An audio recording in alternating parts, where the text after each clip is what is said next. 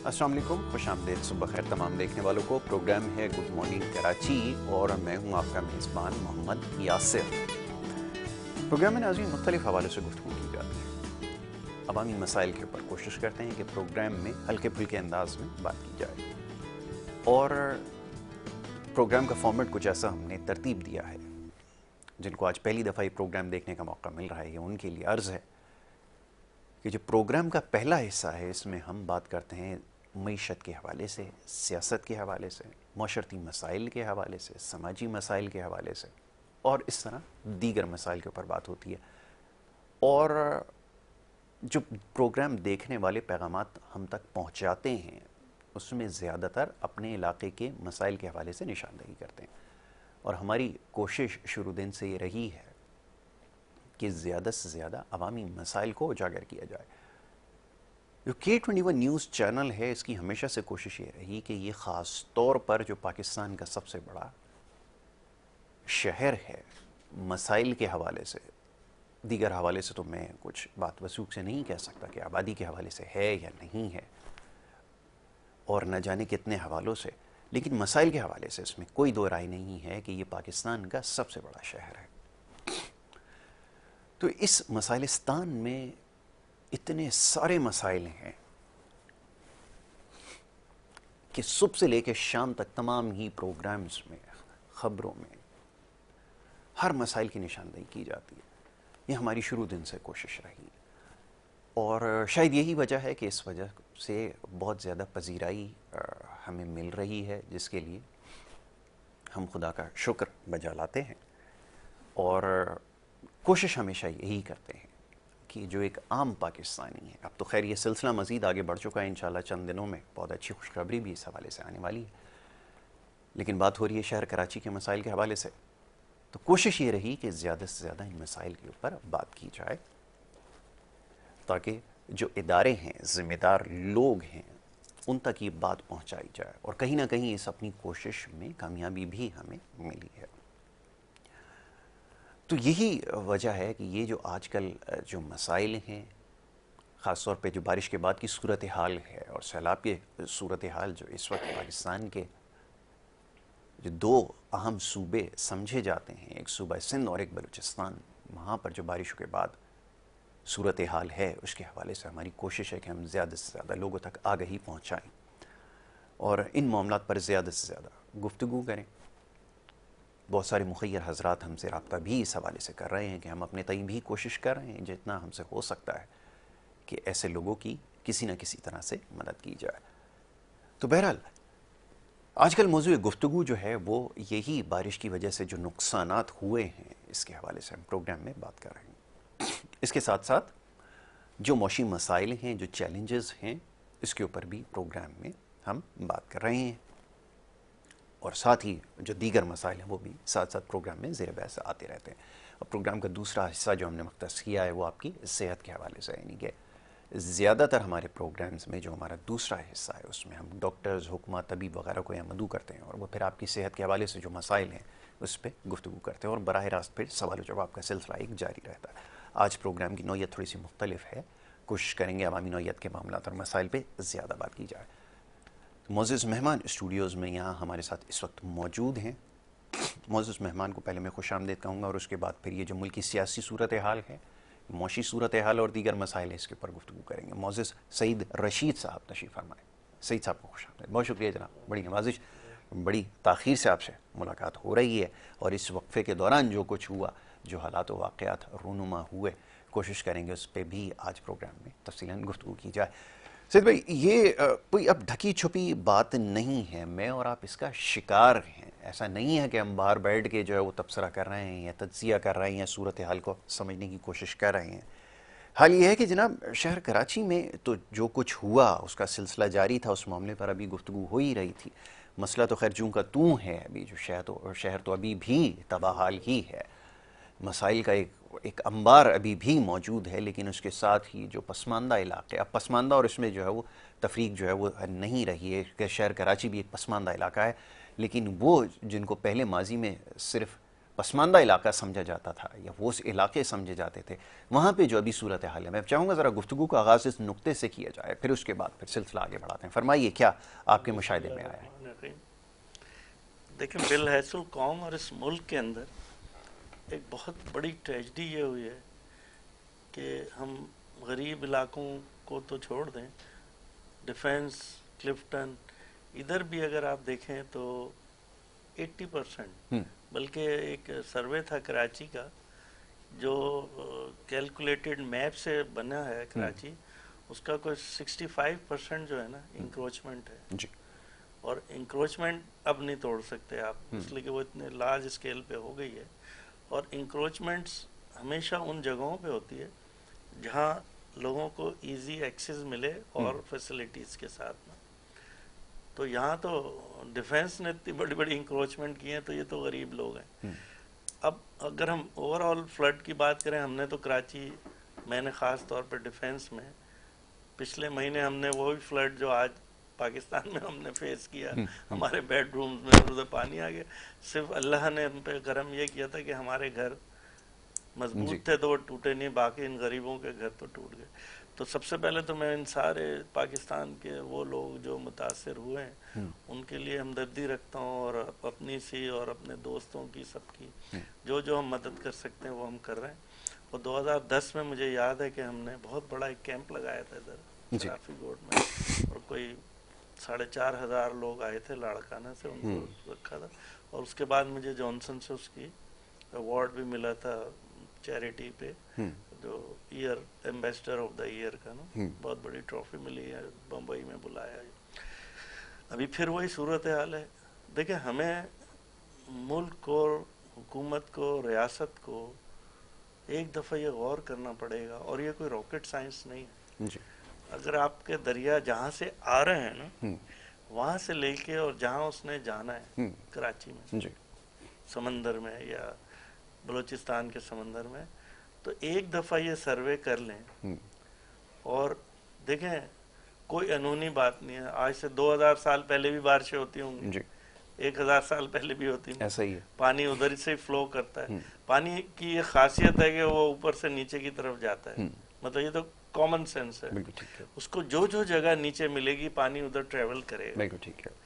तो आप एक दफ़ा पाकिस्तान, पहले तो ये जितने हैं इनको मुतासरीन को सेटल करें, और उसके बाद एक दफ़ा अच्छा फाइनेंस चाहे बाहर से ले लें मदद, और पूरा सर्वे कर लें कि काबुल दरिया और दूसरे दरिया सिंध में किस जगह आके गिरते हैं, और फिर दरिया सिंध जब चलता है तो कौन सा ऐसा नीचे एरिया है। और ये कोई रॉकेट साइंस है, तो आराम से कैमरों से पता चल जाता है कौन सा कितने इंच नीचे है।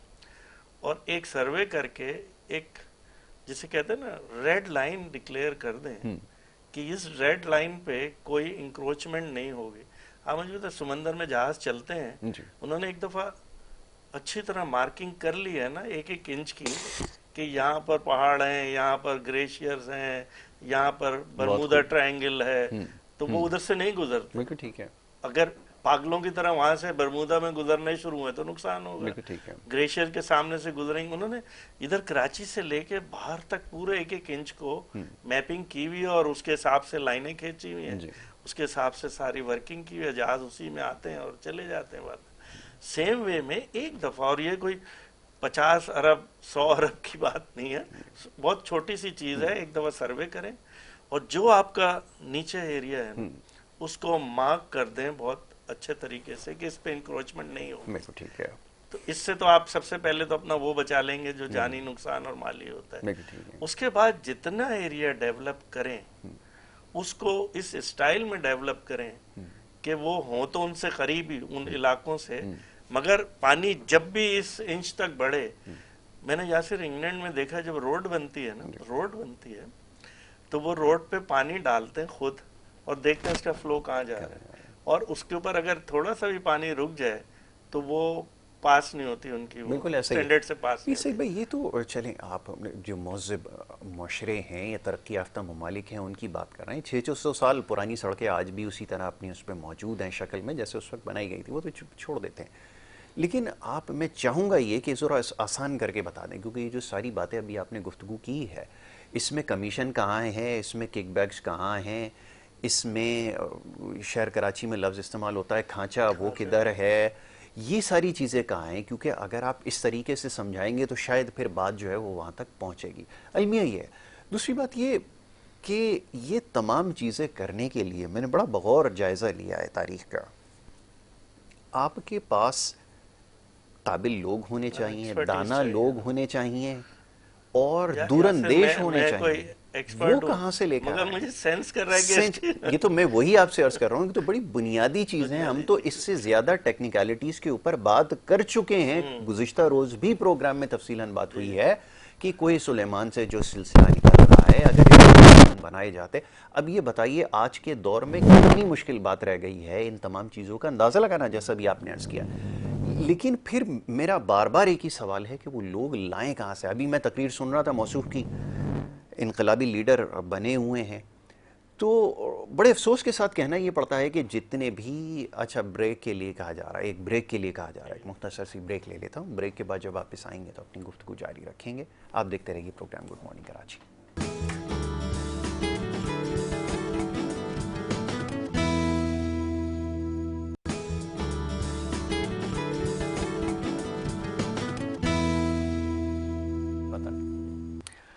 प्रोग्राम में आपको एक दफ़ा फिर खुश आमदीद कहेंगे। ब्रेक पे जाने से पहले गुफ्तगू का सिलसिला जारी था। मोहतरम सईद रशीद साहब तशरीफ़ फरमा है और बड़ी अच्छी गुफ्तगू कर रहे थे मसाइल के हवाले से, ख़ास तौर पे जो बारिश और सैलाब की वजह से नुकसानात हो रहे हैं, इसके ऊपर हम गुफ्तगू कर रहे थे। सईद भाई ये फरमाइए, अभी आपने निशानदेही की है, बड़ी अच्छी आपने बात कही है कि ये तमाम चीज़ें हो सकती हैं, प्रैक्टिकल हैं, आजकल के दौर में कोई चीज़ नामुमकिन नहीं है।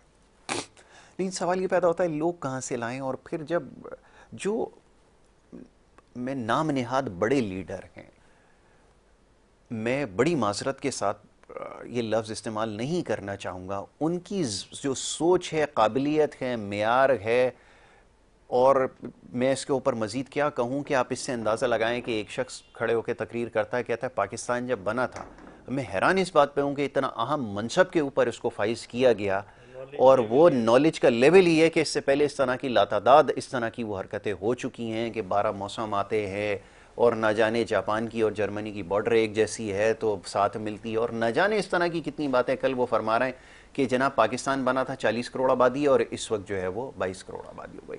अब आप फरमाइए कि मैं उनके चाहने वालों से, मैं उनसे क्या बात करूँ, उनको क्या मैसेज दूँ कि जिसका जहनी मयार यहाँ तक हो, जिसकी नॉलेज ये हो, उसके पीछे अगर आप चल पड़े और वो अगर कहे कि मैं चीज़ों को बेहतर कर दूंगा, जो कि एक बुरी तरह नाकाम हुआ है, अब आप उसके ऊपर कैसे फॉलोअर तो एक बड़ा, जिसे कहते हैं ना, अलमिया आ गया मुल्क में। एक पहले इस मुल्क में थी पार्टी, अब ये दूसरी पार्टी बन गई है कि आप काला सफ़ेद कुछ भी दिखा दें, वो कहते हैं कि ये तो बस वली अल्लाह हैं और इन्होंने जो कह दिया वो कह दिया। अच्छा, मैं अब करंट अफेयर्स पे आपसे बात करता हूँ। फ्लड का तो हमें इसकी पूरा सर्वे करके और उसके हिसाब से उन्हें आबाद करना होगा ताकि फ्यूचर में ना हो। देखें ये फ्लड जो है ना, ये कैलकुलेटेड आता है। एक आता है जो समंदर बाहर आता है, जैसे हैरिकेन आते हैं और ये सारे सुनामी, उसको तो आप कुछ नहीं कर सकते, वो आपकी कैलकुलेशन से बाहर। मगर ये तो एक आपको पता है दरिया ने जब भरना है तो इस रास्ते से जाना है, उस रास्ते को आप छोड़ दें, और बल्कि उस रास्ते को छोड़े नहीं, उससे फायदा उठाएं, उसके पानी से फायदा उठाएं, उसकी ज़राअत से फ़ायदा उठाएं। ये तो अल्लाह की एक नेमत है कि हमारे इस रीजन में अब बारिशें शुरू हो गई। आप देखें कराची कितना खूबसूरत हो रहा है, ग्रीनरी हो रही है। तो हमें तो इस, देखिए मैं हमेशा कहता हूँ कि जब भी कोई मुश्किल आती है ना, जब भी थ्रेड आता है, आपने पढ़ा होगा स्वॉट जिसे बोलते हैं कि थ्रेड के साथ अपॉर्चुनिटी होती है। तो ये अपॉर्चुनिटी है इनको आबाद करने का, इनके साथ लग के उसके एग्रीकल्चर को डेवलप करें। अभी ये देख सकते हैं कि कहाँ कहाँ एग्रीकल्चर, हमारा लैंड इस पानी से फ़ायदा उठा सकता है। और फिर अल्लाह से दुआ करें हर साल ऐसा आए ताकि इस पानी से हम फ़ायदा उठाएं और हम वहाँ चले जाएं जहाँ पर दुनिया पहुँची हुई है ना। और किया है उन्होंने, चाइना में देख के आया। 40,000 डैम है यार, मैं तो खुद देख के आया हूँ, तमाशे देख के आया हूँ। बड़े बड़े डैम जो 40,000 मेगावाट प्रोड्यूस करते बड़े हैं। बड़े तारीखी शहर उनके रास्ते में आए। रास्ते में पाकिस्तान में नहीं लोगों को इल्म होगा कि यहाँ पर ये बहस चलती रही। मैं चाहूँगा कि आप मुताला खुद से करें, जाकर इसका जायज़ा लें कि जब डैम बनाने का वक्त आया तो उसके साथ बड़े बड़े तारीखी शहर, और ये तारीख हमारी वाली नहीं है 70 साल 75 साल 80 साल वाली, ये 1500 17 17 18 18 2 हज़ार साल पुरानी तहजीबें जो नीचे से उन्होंने और ख़त्म ये कर दी। ख़त्म कर दिया, और उन्होंने पूरा उसकी वर्किंग की जी। कि ये जो जगह थी ये 50 दफ़ा डिस्ट्रॉय हुई थी इस पानी की वजह से, इस हवा की वजह। फिर उन्होंने उसको देखा कि इसको अब कैसे कंट्रोल करना है आगे के लिए। हम तो बस सिर्फ क्या करेंगे, आज पानी आ गया, उन बेचारों की मदद करके उन्हें वापस आधा जो भी कर सकते हैं करें। फ्यूचर प्लान बिल्कुल नहीं सर करेंगे। हमारी तमाम तर कोशिशें हैं नोट पकड़ने पे, बस कि उसके बेहतरीन बाद बस मौका तो है ये कि इसके एंड हो ऊपर जाएगा नोट पकड़ लिया 1 महीने बाद कोई। और फिर मुझे बहुत हैरत भी होती है, हमारे जो लोग हैं ना, तजिया निगार तो अब रहे नहीं है यार यासिर, अब नक्काद आ गए हैं नक्काद आ गए। और वो चर्चिल की एक कॉल था कि वो जब उसने किताब लिखी तो उसकी सेक्रेटरी कह इतने आए नक्काद, उसने कहा कभी भी नक्काद का मज़ार नहीं होता, उसको कोई याद नहीं रखता। लेकिन तजिया कार जो होते हैं ना वो न्यूट्रल बात करते हैं, जो सही है वो बात। अभी जो सैलाब के लिए जा रहे हैं मुझे अच्छा नहीं लगता बोलते हुए, मगर इस मुल्क का अलमिया ये है कि उसके बगैर काम नहीं होता। जितने लोग जा रहे हैं ना पॉजिटिव दिखाएं। देखें कोविड में भी ये नेगेटिव दिखाते थे जिससे और ग्लैमर फैलता था। पॉजिटिव दिखाएं और जहां जहां कंप्लेंट नजर आए ना वो पीडीए में और जो सूबाई गवर्नमेंट उसको सीरियस कंप्लेंट लॉन्च करें, और जो पॉजिटिव चीजें, ताकि लोगों को हौसला हो कि काम हो रहा है, ये हो रहा है। अर्ज ये कि ज़ाती तजर्बा आपके साथ शेयर करता हूँ, आप इसके ऊपर अपनी राय दीजिए। मेरा एक दोस्त था जब मैं ज़माने तालिब इल्मी में था, तो उसका ताल्लुक जापान से था। मैंने उसको एक वीडियो दिखाई, पाकिस्तान से बाहर की ये बात, मैं जब उसको वीडियो दिखाई तो उस वीडियो में एक ड्रामे का मंजर था जिसमें जो आर्टिस्ट था वो मर्सिडीज़ गाड़ी लेकर आता है। तो बड़ा हैरान हुआ पाकिस्तान में मर्सिडीज गाड़ी कैसे हो सकती है। तो मैंने पूछा ऐसा क्यों तुम्हें ख्याल होता है कि पाकिस्तान में ये गाड़ी नहीं चल सकती। वो कहने लगा कि हमें जो पाकिस्तान दिखाया गया है उसमें टूटे हुए स्कूल, नीचे ज़मीन पे बैठे हुए बच्चे, क्योंकि आपके जब हुक्मरान यहाँ पर आते हैं तो ये तस्वीरें अपने साथ लेकर आते हैं, और हमें जो पाकिस्तान दिखाते हैं वो ये वाला दिखाते हैं। तो हम तो कभी तस्वुर नहीं कर सकते कि पाकिस्तान जैसे मुल्क के अंदर ये गाड़ी चल रही होगी। आप अंदाज़ा लगाइए कि ये हम दिखाने की जो आपने बात की है। तो ये तो हमारा बड़ा लॉन्ग टर्म एक है। अगर अल्लाह करे कोई ऐसी गवर्नमेंट आए जो अब इसको लॉन्ग टर्म के लिए सेटल करे और इस थ्रेट को अपॉर्चुनिटी में डेवलप करे। वैसे मैं एक चीज़ में मेरा ऑब्जर्वेशन है, हो सकता है आपने, शहबाज शरीफ के अंदर ये क्वालिटी है कि जब भी उसको कोई थ्रेट आता है जैसे डेंगू का ये वो उसको अपॉर्चुनिटी बनाता है, अपने पॉलिटिकली अपॉर्चुनिटी बनाता है। और जो मुझे इसका वर्किंग स्टाइल लग रहा है कि वो बनाएगा कुछ करेगा, अल्लाह करे ऐसा हो। अब हम बात करते हैं ये जो इमरान खान के केसेस हैं ना, देखिए यहाँ से एक बिल्कुल नॉर्मल सबके तज्जिए चल रहे हैं। मैं जो मेरा चैनल है उसका नाम भी है ज़रा हटके ना, और मैं ज़्यादातर हटके बात कर रहा हूँ।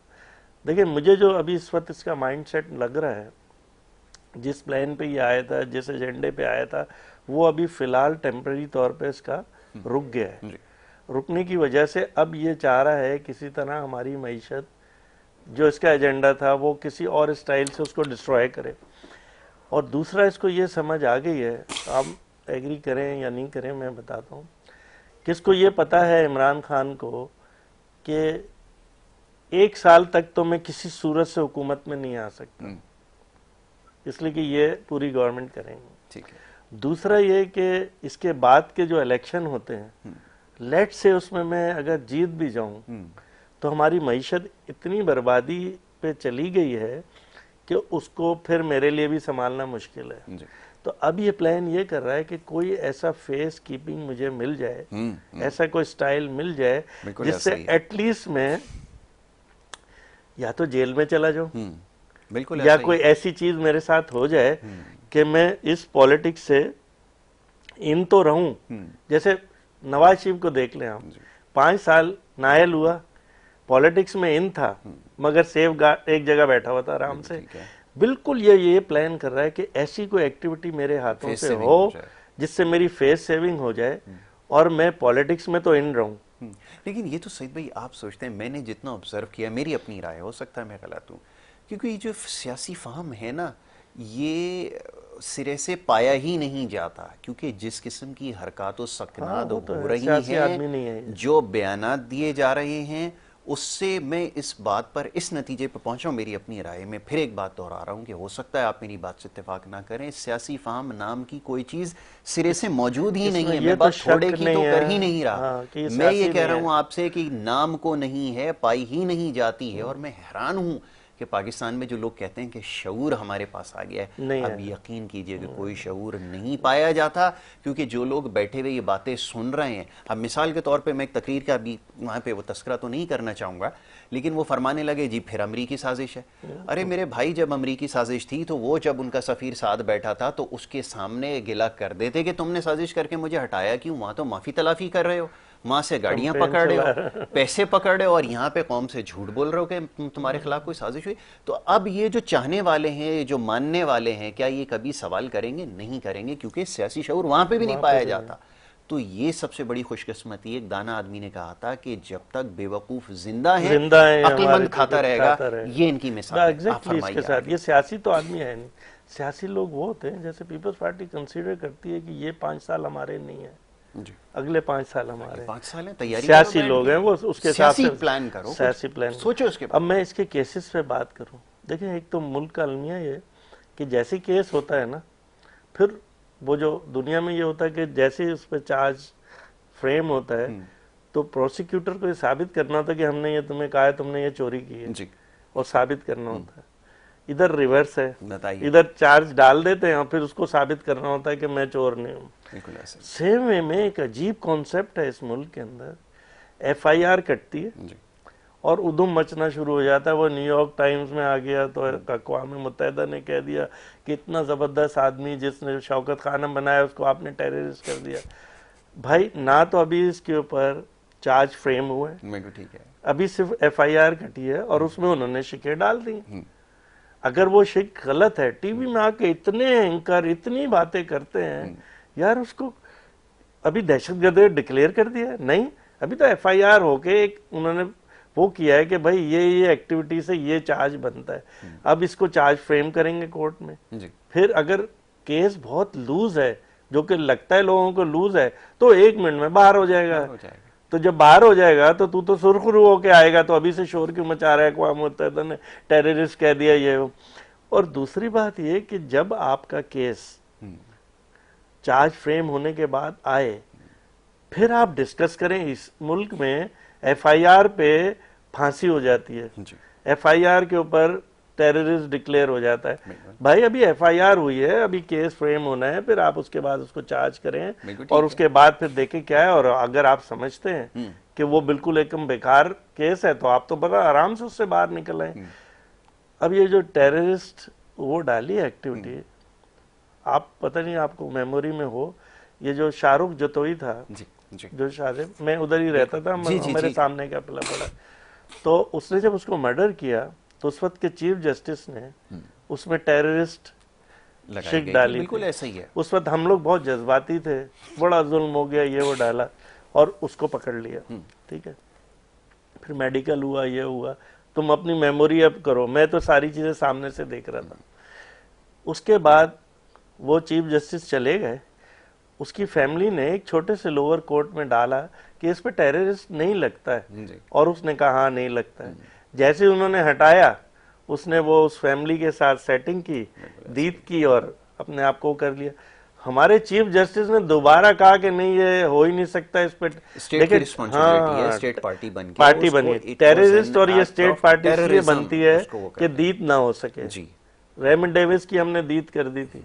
ठीक है सर ना, तो जब आप शाहरुख पे टेररिस्ट लगा सकते हैं, ये तो बाद में सर कोर्ट में आपने साबित देखिए, यही अब माजरत के साथ अब थोड़ी बात ऐसी है कि अब ये करनी होगी। देखिए, इसी मुल्क के अंदर एक चीफ एग्जीक्यूटिव जो मुल्क का आर्मी चीफ भी था, परवेज मुशर्रफ, उसके ऊपर आपने हाई ट्रेजन का मुकदमा डलवा दिया। आप कसम खुदा का आप सोचें और तो फांसी सही, हो गई, उसको सजा भी डिक्लेयर कर दिया। आप सोच सकते हैं संगीन गद्दारी के मुकदमे में आप किसको नामजद कर रहे हैं? चीफ एग्जीक्यूटिव को। वो भी जो एक सबसे बड़ा रिस्पेक्टेबल इदारा उसका उससे पहले नवाज शरीफ को कर दिया था, अब ये भी सिलसिला चलता रहता है देखे।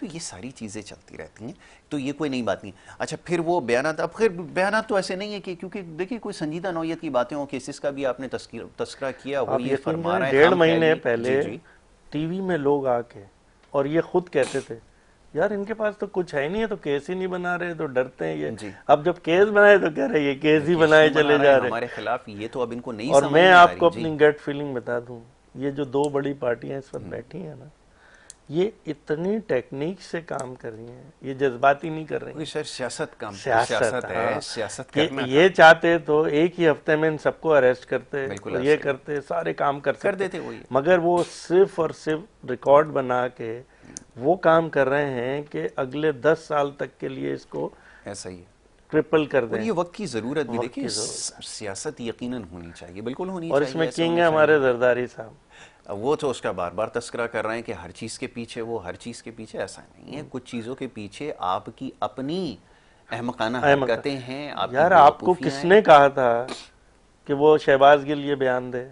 आपसे किसने कहा था कि तुम बाहर खड़े हो के ये बात करो? कहते मुझ पे केस बनाते। तो मैंने कहा ना, टेक्नोलॉजी का दौर है, वो तो कॉल्स भी पकड़ी जा रही हैं। आप सोचें कि ये जो कॉल अभी आखिरी पकड़ी गई है, जिसके अंदर साबिक वजीर खजाना, पंजाब के वजीर खजाना से बात कर रहे हैं, आप तस्वुर कर सकते हैं कि किस किस्म की सोच रखते हैं। और फिर अगर लोग वो कह रहे हैं मुल्क बर्बाद होता है तो ये बात हमारे चेयरमैन, अच्छा उस पे हैरान कुन बात ये है कि उसके बाद उसका किसी ने डिनाई नहीं किया कि ये गलत है या कोई फेक कॉल है, उसने एडमिट भी कर रहे हैं। ये पता क्या बोल रहे हैं उसपे, भी उनके वो कर रहे हैं, क्या बोल रहे हैं, और पूरा टीवी मीडिया भी, जी ये टैप क्यों हो रही है? बताइए। वो हम याद है बचपन में हमारी जब आपस में हम लोग लड़ते थे ना, यार तुम्हारे में कितनी ताकत है, तुम में ये है, तो लड़ने के बजाय फिर हम एक इशू करते थे, अच्छा तुम इसके ऊपर चढ़ के दिखाओ, ये पत्थर उठाओ तो तुम ज्यादा वो। एग्जैक्टली आपने एक जुर्म कर दिया है, अब टॉर्चर के पीछे छुप रहे हो कि टॉर्चर हो गया, आप टैप क्यों हो रही हैं? अरे भाई वो आपका हक है, आप उसके ऊपर फाइट करो। और फिर वही बात है कि मगर जो आपने हरकत कर दी है, वो किसी अमेरिका के सफीर ने आपसे कहा था कि आप रोड पे आके गालियां दो, सफीर ने कहा था कि आप टीवी के अंदर आके एक इतना बड़ा 15 मिनट की एक पेपर लगा दो जिसके अंदर आप फौज को और सबको करो। मतलब उन्होंने कोई आपको वैक्सीन दे के कहा था कि अब तुम्हारे मुंह से ये निकलेगा। तुम खुद एक आप बैल मुझे मार। और यासिर मैं आपको बता दूं, ये एग्जैक्टली वेल प्लान काम कर रहे हैं। ये शहबाज गिल और इन देखें जो बाहर के मुल्क होते हैं ना, जो मैंने ये पिछले दिनों डॉन पे भी मेरा ये चला था कि जब वो किसी को खरीदते हैं ना, किसी पार्टी को, पहले तो उनकी कोशिश होती है कि जब पार्टी खरीदें तो वो पार्टी खरीदें जिसके एक आदमी पे पूरी पार्टी चलती हो और उसको खरीद ले। मजे की बात है, अब तो वो साबित भी हो चुका है, तो साबित भी हो गया कि पैसा किस तरह है। किस तरह है, तो वो उस आदमी को खरीदते हैं और उसके ऊपर इन्वेस्ट करते हैं, बहुत बिलियंस में इन्वेस्ट करते हैं। अब जब इन्वेस्ट कर लेते हैं तो उसके बाद उन्हें रिटर्न भी तो देखना होता है ना, और रिटर्न भी देखना होता है, और फिर ये होता है कि मैंने इनके ऊपर पैसा लगाया है, यार ये काम के घोड़ा के नहीं, ऐसा तो नहीं रेस में ठुस हो जाएगा। तो वो वक्फे से टेस्ट देते हैं, उसको लिटमस टेस्ट देते हैं कि तुम अब ये करके दिखाओ। अल्ताफ भाई को अगर उन्होंने इन्वेस्टमेंट की तो पहले उन्होंने टेस्ट दिया कि यार तुम इस लिमिट तक फौज को गालियां दो, और उसके बाद एक इलेक्शन आया। एक ब्रेक लेनी है, ब्रेक के बाद वापस आते हैं, गुफ्तगू जारी रखते हैं जनाब। एक छोटी सी ब्रेक की तरफ जा रहे हैं, वापस आएंगे तो एक गुफ्तगू जारी रखेंगे। आप देखते रहिए प्रोग्राम गुड मॉर्निंग कराची।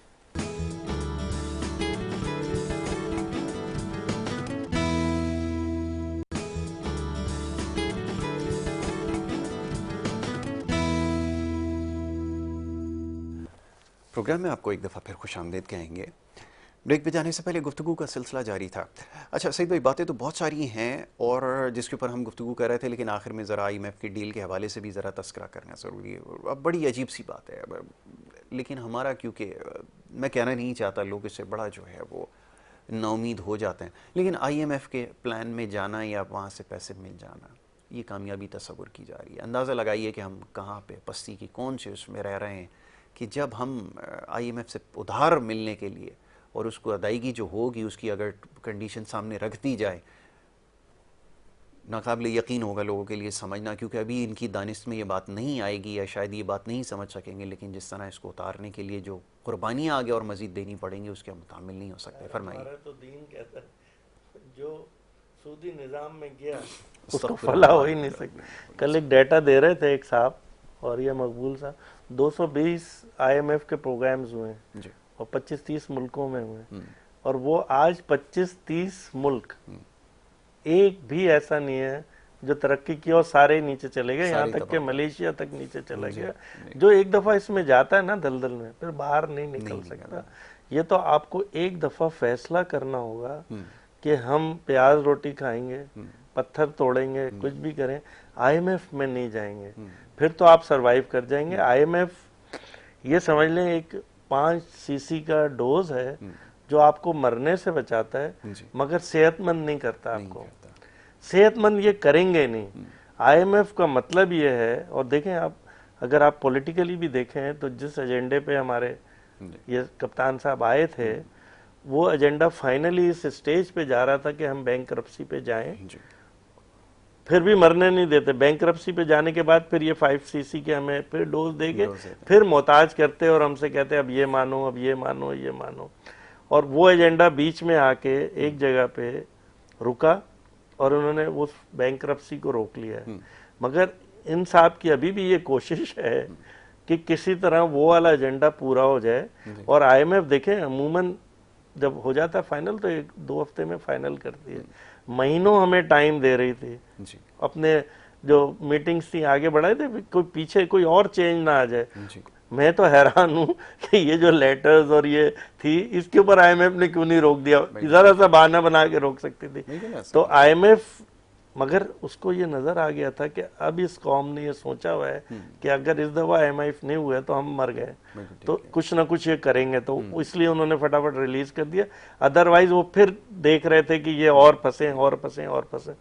और IMF के अंदर जाना तो एक तरह से तो ये था कि इस वक्त तो नागुज़ीर था हमारे लिए, मगर अगर हम ये प्लान कर लें कि हमने नेक्स्ट पे नहीं जाना ना, तो आज से उसको प्लान नहीं, उस में मुमकिन कैसे हो। सवाल ये पैदा होता है कि जो हमारे पास लोग बैठे हुए हैं, इससे पहले आपको याद होगा जब हुकूमत थी तो वो ये कहा करते थे, जब वो इक़्तिदार में नहीं आए थे तो वो यही हर जगह कहते थे हम कशकोल तोड़ देंगे, हम ये कर देंगे और वो कर देंगे। आज उन्होंने ऑफिस संभाला, 1 हफ्ते के बाद IMF के प्लान के अंदर थे और कहने लगे जी ये हमारी मजबूरी थी, ये नागुज़ीर हो चुका है। ये तमाम चीज़ें वहाँ होती हैं जहाँ पर आपके पास लीडरशिप हो, वहाँ पे ऐसे लोग वाक़तन हों जो मुहिब्बे वतन हों, मुखलिस हों। अब यहाँ पे तो अपने इक़्तिदार के हासिल के लिए आप कॉल्स सुन चुके हैं, बहुत सारी बातें कुछ हमारे इल्म में शायद आम आदमी नहीं जानता होगा जिस किस्म की बातें उन्होंने की हैं, या वो जो सोच है उसकी अक्कासी उनके ज़रिए होती है। नीचे जो उनके एक चापलूसों की फ़ौज है जो उनको खुश करने के लिए किसी भी हद तक जाने के लिए तैयार है, आपके सामने मौजूद है। ऐसे लोगों से आप उम्मीद लगा सकते हैं कि मैं तो ये बात कहते हुए मुझे डर लगता है कि खुदा ना करे, अल्लाह ना करे कि कभी ये दोबारा इक़्तिदार में आ गए, तो आप उम्मीद रखते हैं कि IMF के प्लान से आपको निकाल सकेंगे? नहीं निकाल आप दिल पे हाथ रखकर बताइए, ये निकाल सकेंगे? इससे वर्स्ट पे ले जाएंगे, निकाल नहीं सकते। ये आपने बिल्कुल ठीक कहा कि इससे भी मजीद आपको वर्स्ट पे जाएंगे कि आपको अपनी चीजें गिरवी रखनी पड़ा करेंगी IMF के सामने। पैसे देने के बजाय चीजें गिरवी रखेंगे। और ये एजेंडा यही है कि उस लिमिट पे पाकिस्तान को ले जाएं कि हम रीबैक नहीं कर सके। बोले अच्छा ठीक है, हमारा ये ग्लास ले लो, हमारा चश्मा ले लो, हमारा, और ये उस लिमिट पे ले आए थे इसे कि जब हम डिफॉल्ट पे जा रहे थे। देखें उसकी एक आप टेस्ट देखें, इससे पहले जो सऊदी अरब ने हमें लोन दिया था उस पर $3 अरब, उसके साथ कंडीशन ये रखी थी कि हम 24 आवर्स में ले सकते हैं, और अगर आप नहीं दे सके तो आपके फॉरेन जितने भी एसेट्स हैं वो सारे हमारे हो जाएंगे। बताइए, ठीक है। अब इसके बाद का स्टेप ये था कि आपके इंटरनल एसेट्स जितने हैं, न्यूक्लियर एसेट्स हैं, वो हमारे हो जाएंगे। ये उस लिमिट पे ले जा रहे हैं। यासिर आप गौर करो, ये IMF, हर IMF वर्स्ट होता है। लेकिन जब इमरान आया था तो बड़े इन्होंने वो कहे थे तो ये अपना असद उमर गया, ये वो टोटल फेल हो गया। वही आदमी आया जो IMF का आदमी था। बिल्कुल। और ये इंटरनेशनल जो बड़ी बड़ी वो हैं, वो जब कोई काम करने जाती है ना, कोविड ये वो, तो पहले अपना एक नुमाइंदा उस मुल्क के अंदर डाल देती है जो कान में बैठ के वजीर आजम को ये बोलता रहता है मर जाओगे अगर ये नहीं करोगे। फिर वो मजबूर होके बोलता। जब उन्होंने देखा कि अब ये आ गया तो वो लोग घुसाए, स्टेट बैंक का गवर्नर, IMF का ये हफीज शेख, जो आके रात दिन कान में देखो बैंक करप्ट हो जाओगे, ये हो जाओगे, IMF पे जाना है, कंडीशन पूरी करते हैं, अंदर आ जाते हैं। कोविड में वो जो था डॉक्टर साहब एक जो बाहर से आए थे, वर्ल्ड हेल्थ के थे, वो यही थे, रात दिन इसके कान में बोलते थे इमरान के कि वो मर जाएंगे, इतने करोड़ आदमी मर जाएंगे, फॉलो करते जाए। वो तो बड़े ट्रेन करके अपने प्लान करके, यार आज अमेरिका में जो पॉलिसीज बन रही हैं या दूसरी जगह पे, वो आज के लिए थोड़ी बन रही है, वो 5 साल आगे के लिए बन रही है। और ये सदर जो बैठा है, ये पिछले वाली 5 साल को एग्जीक्यूट करा रहा है सिर्फ, बस, और इससे ज्यादा थोड़ी काम कर रहा है। बिल्कुल ठीक है सईद भाई, बहुत सारी बातें और भी थी, लेकिन वक्त की कमी जो है वो आड़े आ रही है। लोग कोशिश करेंगे इंशाल्लाह अगली नशस्त में और दीगर मामला है, खासतौर पर एक और बड़ा अहम मामला जो है हमें जिसके बारे में आगाही देनी है लोगों को, वो सूद के हवाले से, और कोशिश करेंगे कि आपको इसके बारे में ज़्यादा से ज़्यादा आगाही जो है वो आप तक पहुंचाएं। मैं आपका बड़ा शुक्रगुजार हूँ, आपने प्रोग्राम में वक्त दिया। एक ब्रेक की तरफ जाना होगा, ब्रेक के बाद जो दूसरा सेगमेंट है जारी रहेगा। आप देखते रहिए प्रोग्राम गुड मॉर्निंग कराची।